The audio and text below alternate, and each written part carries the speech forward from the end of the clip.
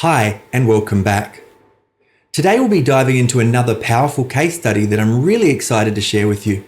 We'll be discussing the journey of a client who overcame binge eating, a challenge that many people struggle with but often feel powerless to address. Binge eating can often be linked with other issues like weight management, stress, depression, and anxiety. While this isn't the case for everyone, there's a significant overlap that we frequently see in clients dealing with binge eating behaviors. The client we're talking about today had been battling this issue for his entire adult life, with the problem first surfacing during his teenage years. As you can imagine, this had a profound impact on his self-esteem, self-worth, and overall sense of control in his life. He felt trapped in a cycle that he couldn't break free from until we started working together. Before we even get into our session, I assigned my client with some pre-session tasking. This is a crucial part of my process because it helps to regulate the nervous system, build self-awareness, reduce stress levels, and educate the client about working with their conscious and unconscious mind. These tasks set the foundation for the deep work we're about to undertake together. Session 1.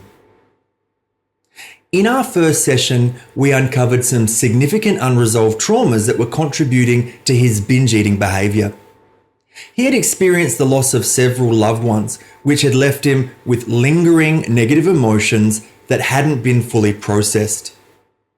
We also identified several limiting beliefs that were deeply ingrained in his psyche, such as, I have lost myself, I neglect myself a lot, when I'm stressed I turn to food, I just don't love myself, I hate myself. Long term, I'm going to end up with type 2 diabetes and might not be around for my kids. When I need something to make me feel better, I reach for food or sometimes alcohol. I feel empty, like I need to binge. And I have a battle inside of myself every time this occurs. These beliefs were at the core of his binge eating behaviors, and it was crucial that we address them head on, exploring triggers and emotions. As we continued our work, we identified key triggers for his binge eating. These included feelings of loneliness, negative interactions, and certain environments, like being at his parents' house. I often describe limiting beliefs as being like apps on your smartphone. They're installed somewhere in the past, they run in the background, and they drain you of your batteries, keeping the problem alive. Our goal is to delete these apps and the interconnected, interrelated programs so that the problem ceases to exist. We also identified a range of negative emotions he was experiencing beyond the 5 major negative emotions, such as loneliness, emptiness, stress, hate, failure, pressure, feeling lost, along with emotions such as helplessness, hopelessness, and worthlessness. Defining the outcome. An important part of any breakthrough program is defining the desired outcome. In our first session, we worked together to clearly identify what he wanted to achieve.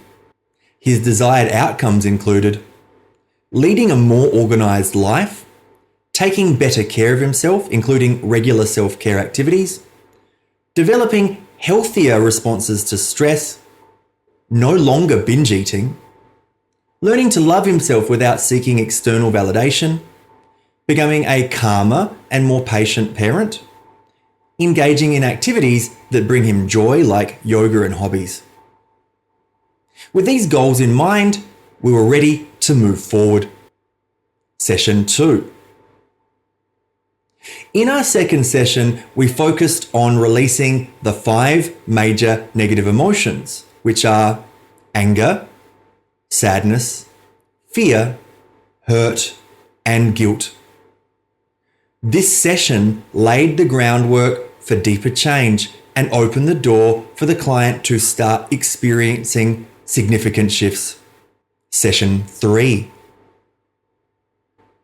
After a 6-week gap due to the client's previous commitments, we reconvened for session 3. The progress he reported was remarkable. He had lost 6 kilograms since our last session. He had come off antidepressants, feeling that he no longer needed them after letting go of sadness. He was much calmer and less reactive, especially with his kids.